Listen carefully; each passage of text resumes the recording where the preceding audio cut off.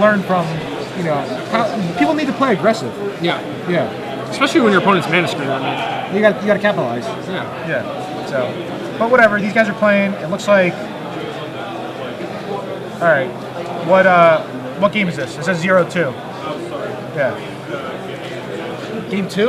Oh man, if it was game 3, that means drafts. But all right, so it's game 2, and Joe's on the plate. All right. So they're playing similar strategy types of decks. One's like mono green with Dungroves, and the other one's red green. Yeah, more. Yeah, it's close. They're both playing, you know, Primeval Titan. So. From what I've heard, the almost mono green version has the advantage. They have like elves and stuff. It has ramp effects instead of Viridian Emissary, and like Dungrove Elder's pretty good. Yeah, I mean Joe's mulliganing, which is bad news. Yeah.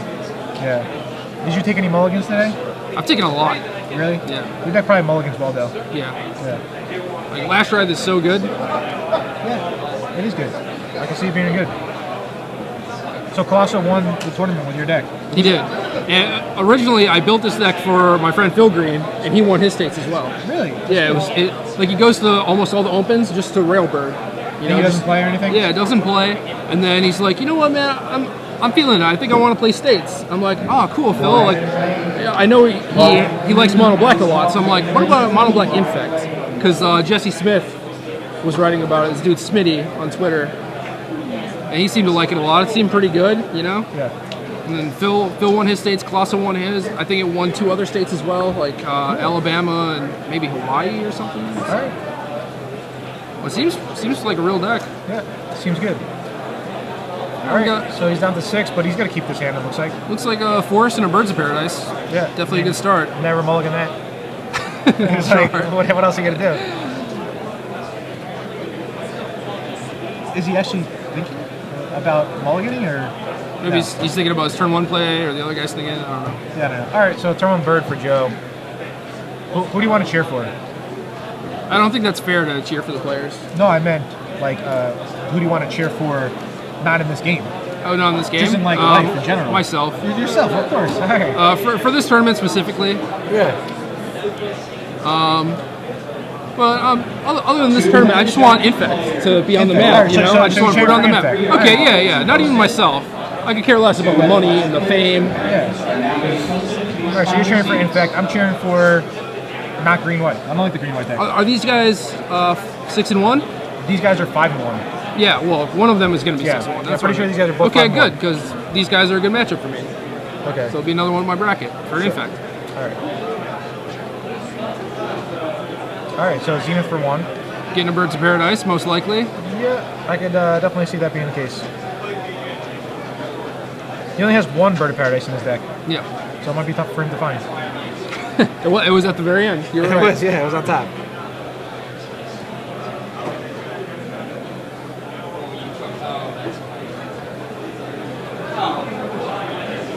All right, so a lot of shuffling going on. Now let me know if you see any plays that you would make differently, so we could discuss and get better from it.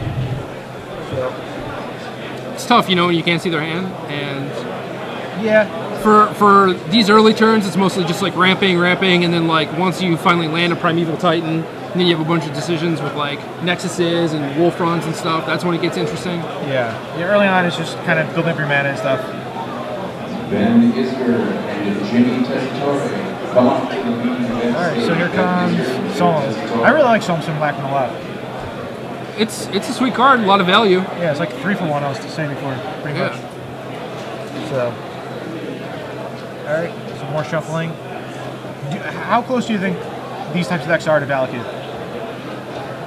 This is like the fixed Valakut. This is what it should have been, right? Yeah. Because this is pretty fair. Yeah. It's not like win on turn 4. Yeah. And there's still interaction going on, you know, like there is. Lots of decisions. Yeah, you can like kill their Titan, and then there's like combat involved, and I like that a lot better than just like Valakut, Viridian, you know. Yeah. All right. So Joe draws for his turn. Llanowar Not the best draw there. Does he have a Titan? I'm not sure. Doesn't look like it. Yeah, he's just beating in for 1 and probably gonna drop a Llanowar Elf after. Yeah, I think he's got maybe a Beast Within other than that. Oh, does he? Okay. Lionel Elf. I mean, he doesn't want to beast within anything right now. Pretty much want to save that for your opposing Titans and such. Yeah, it's tough though. Like, you beast within that thing, and they already get a Nexus and a Wolf Run. Yeah, I feel like this matchup just comes down to who's going to hit their first Titan. Yep. I mean, that's how kind of Valak it was too. Yeah, agreed. Yeah, so I don't know. Sometimes you watch games of Magic and it's just like so straightforward who's going to win. But sometimes people surprise you and they play in a certain way and the opponent wins. All right, so there's a Garrick. Yeah. That's the expensive Garrick. The other one's going up in price too, though. Oh yeah? Yeah. The other one's really good. It is good. I think in this deck, the big one's better. Yeah. And like the token deck. That's a pretty good thing to Beast Within. Yeah. But it's still, the thing about Beast Within is card. I hate playing any card with card disadvantage. That's why Magic's different now, man. It's not all about 1-for-1s and stuff. Like, you could like mulligan to 4 and still like play a Titan and just win. You know? But that's why I'm not a big fan of Force of Will. Yeah. Well, I sat out Force of Will a lot, like against Merfolk mirror matches. Like, I think Josh forgot to play a land last turn. Does he have a land in play? Yeah, I think he's got a Copperline Gorge. Oh, yeah, he does. Yeah, he's got a few lands. No, he didn't. Did he? Yeah, because he went Bird into Solemn. Into Solemn, yeah. Maybe you're right. Maybe the whole like Beast Within on the in response to your Garrick thing, he's just like, "Are you done after that?" He's like, "Yeah, sure." Yeah. That's definitely it. So, I mean, it looks like Josh is in a great spot right now. Yeah, he's got a lot of incidental power just from Solemn, couple beasts. It's always good when like you forget to play a land or you do something and it just doesn't even matter at all. Yeah, it's just like I can't. That's what I'm saying. It's not all about like the little stuff, really. At least not in standard, you know. Like you can forget to play a land and still be crushing them. Yeah. I feel Legacy is more skill intensive. Yeah, I do too. Yeah. But there's so many decisions and all the cards are so cheap, so like the early turns matter a lot. Oh, definitely, yeah. Are you sad you can't bring back Team Italia? Top 8 again? Why? Because you're commentating, you're working. Oh, yeah, I actually would have played Blue-Black. Kind of close to the deck that you posted. Yeah. I actually made a similar deck, but I didn't write about it. Okay. Yeah, I played Heptatoric, though. Yeah. So. I just like fetching Basic Island a lot, so... Are they debating like if somebody played 2 lands or something? No, I don't know. I mean, I know that, the guy took the Mountain Dew bottle. Yeah, it was like pointed stuff. Yeah. I know that he forgot to play land. I mean, I watched him. He definitely did. Oh, Titan off the top. What's Joe's last card in the end? I'm not sure. If it's a land, maybe he's not going to play a land because he thinks the other guy... Like, you know what I'm saying? Yeah. Like, he thinks he already played a land this turn. Alright, so there's a Titan. I mean, maybe Joe could win now because of the Titan? Yeah, see, that's the thing. Like, the dude's up a beast and another beast, and he got a land off his Solemn. Like, he's up a few cards, but, like... all of a sudden the Titan... One Titan, just draw 6 cards. I mean, that's how it was when Jace was around. Yeah, it was like that's true. People would throw away cards and then would just draw Jace and brainstorm to get it back. And, I mean, it was kind of frustrating, though. All right, so he does play a land this turn. That's good. And Nexus brings it up to 2 poisons. That's pretty good. Can he kill him next turn? 3? No, he can't. No. He's got 5, maybe? So 6? Yeah, not yet.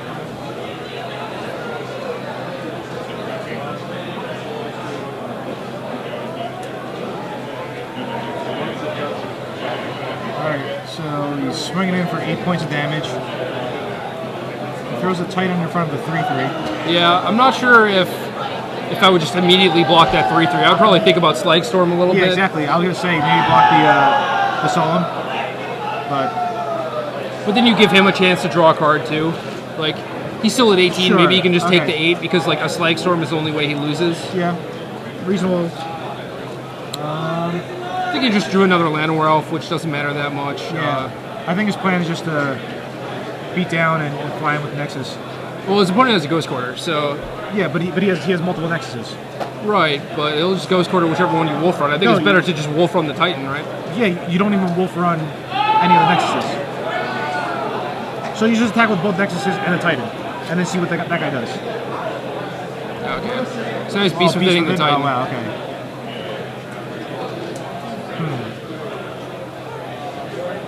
If that's the case, I think maybe he should have wolf run or ghost quartered the wolf run. And maybe Joe should have ghost quartered his opponent's ghost quarter. Yeah. On the last turn instead of attacking with Inkmoth to protect his wolf run. Yeah, I agree. Uh-oh. And now Joe played a third birds into that ration bomb. Doesn't make sense. He's got 2 birds and an elf. Yeah, why would Joe play that bird? I mean, Josh. You think you're winning? Like you still have to play another game. Like maybe time's running short. Like you just start playing fast. Yeah. Okay, that's fine. Not thinking all of plays 3 maybe. Yeah. Sometimes just like I have the spell, I'm gonna cast it. Yeah. No, that's reasonable. All right. So Josh Rampant Growths. So I think the play right now is to blow the bomb. I mean, I would personally blow the bomb. Would you blow the bomb? It seems like you should do that main phase to constrict his mana. You know, you're not going to get any more value out of it. Yeah. I can't tell what Josh has in his hand exactly, but I think it's just a Copperline Gorge and a Ripon, correct? Yeah, it just has 2 lands. 2 lands, yeah. Yeah, so blowing the bomb. Blow the bomb. All right. I'll swing him with both.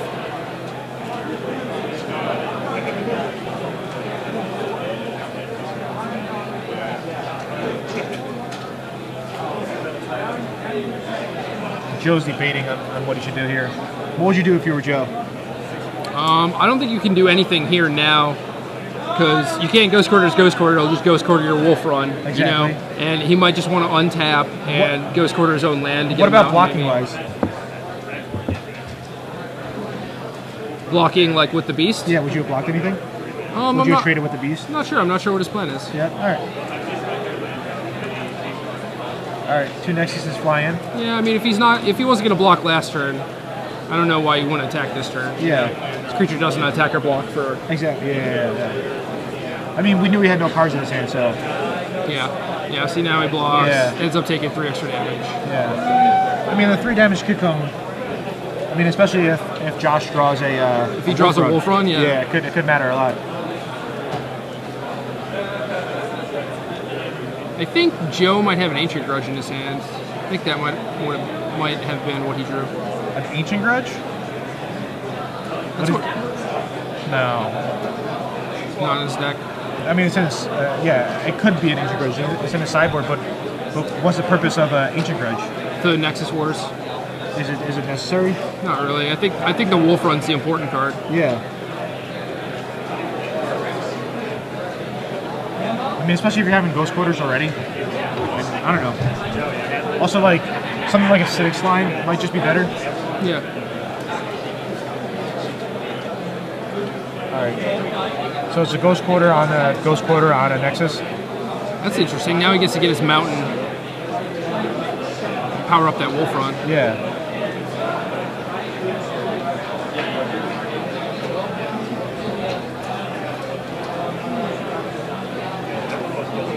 I don't know. I mean, I'm not too sure about what these guys' plans are either, so... They probably play the deck a lot more than me. Have you played this deck a lot? I have not. Yeah, okay. I played against it a few times, but... Yeah.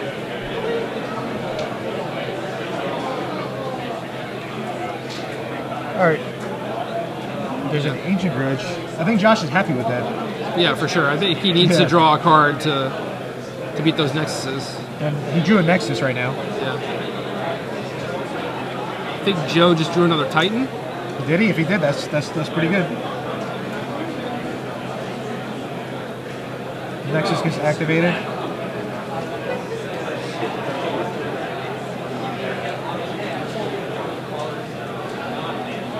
Wolf run for 1. Is he at 8 poison? Okay. Alright, so... Must have been at 8 poison. So he just decided to go for the kill rather than play that Titan. Sure. Alright, so they're going to game 3.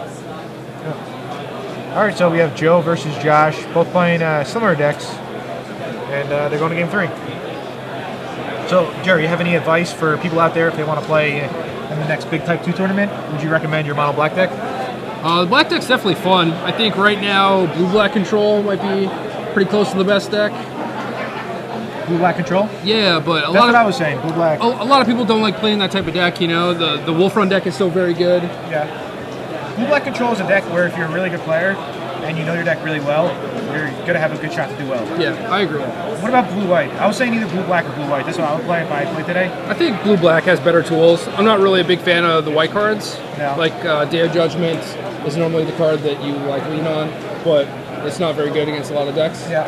If people start playing the Dungrove version of the ramp deck, then Day of Judgment's a little better. Sure.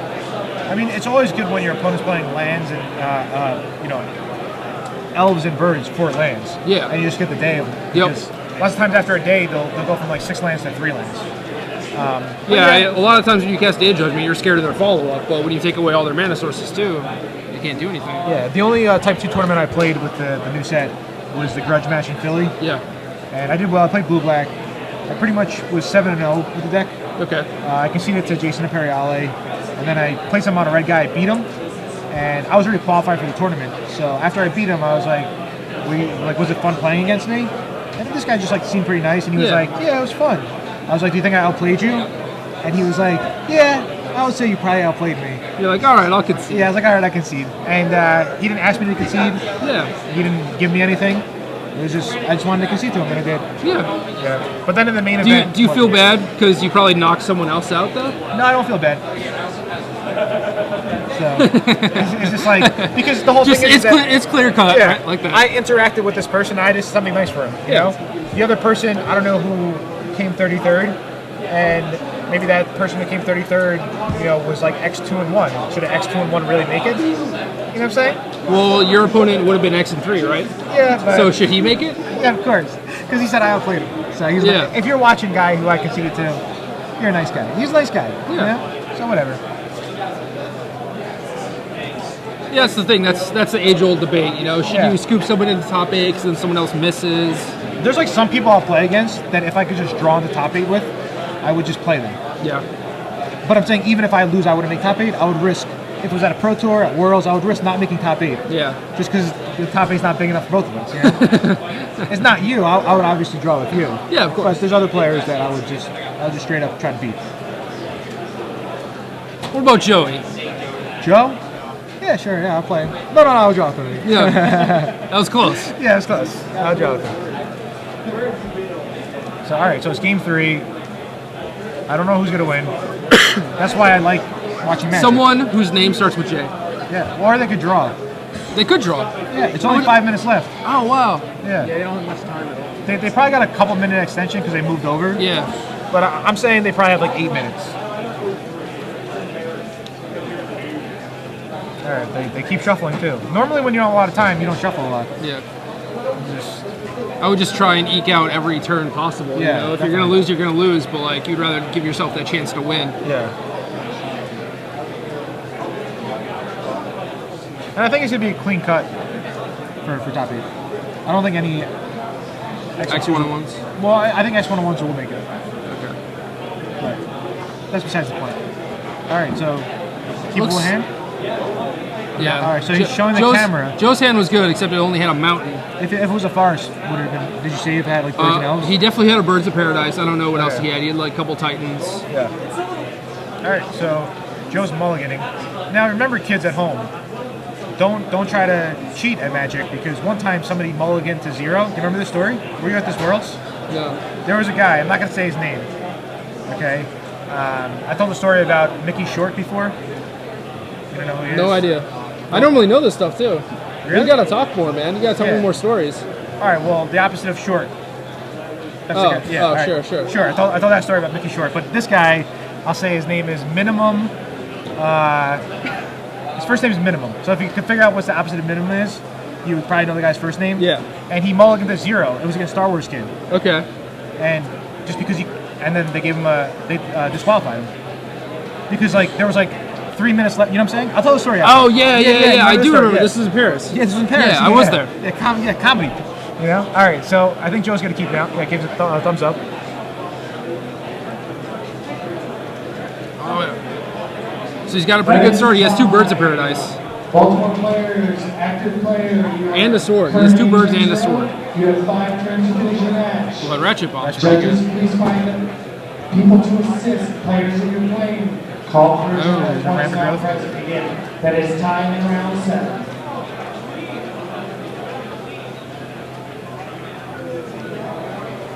That's tough. Yeah. Doesn't have another land. So let's see what Josh ends up doing.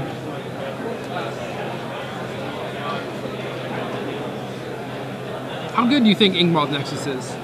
I think it's very good. What do you think? I think it's pretty good. Yeah. It's essentially like a flying mystery factory. Yeah.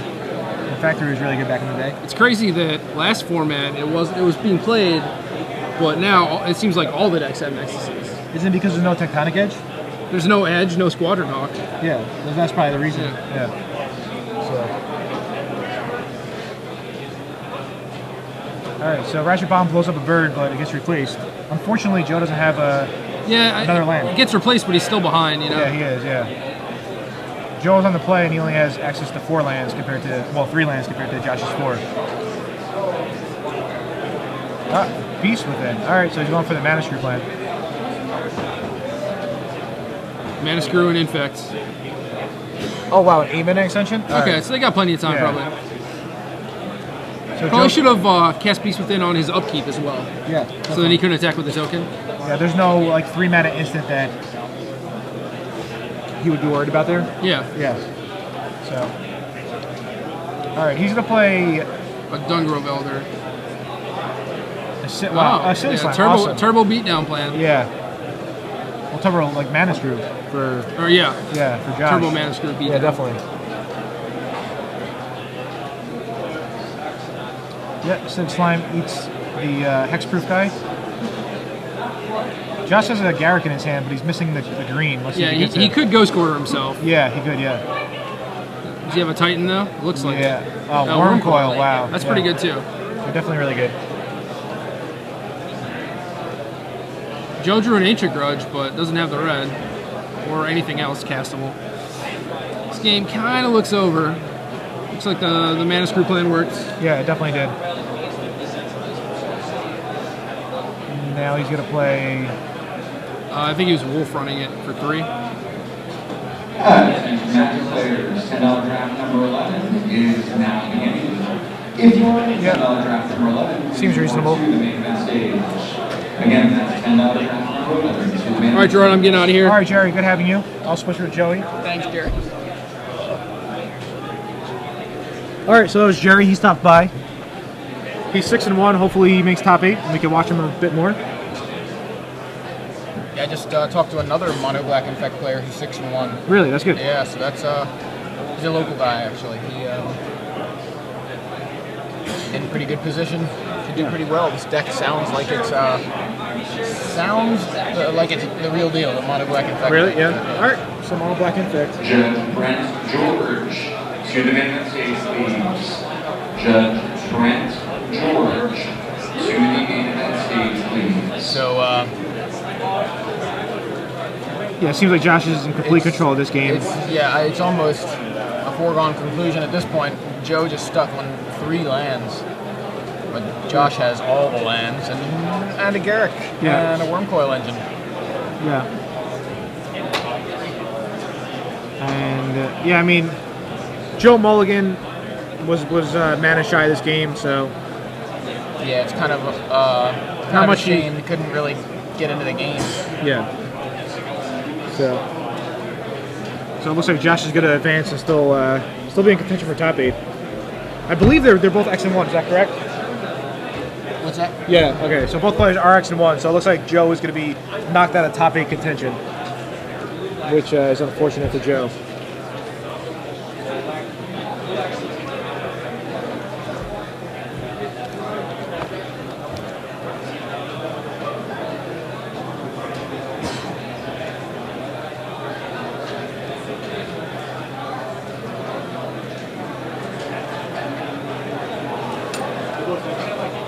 Oh, they're both actually X and O now? Okay. Wow, they're both X and O. Yeah, we saw Jerry T at X and 1 because we requested him, but I guess the other feature match tables were X and O matches. Yeah. So this will put Joe at X and 1 if he doesn't somehow claw his way back into this game. Yeah, I mean, Joe has no shot this game. I can't imagine what would have to happen for Joe to win this game. Like, Josh would have to. I'm not even gonna try to think about it, but yeah, gain 6, knock you to 5.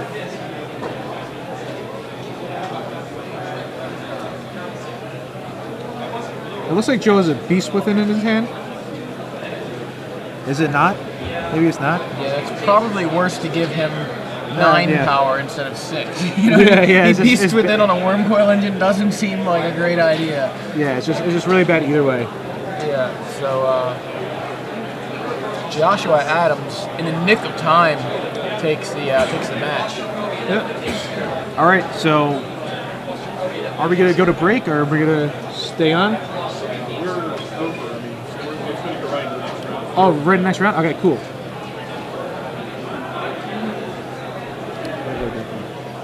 Okay.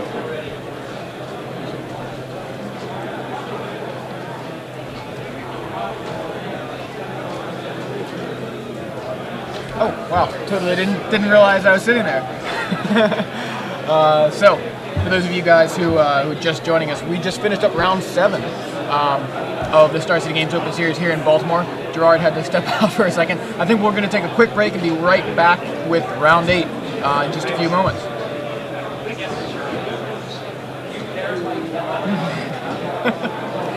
There we go. Sorry.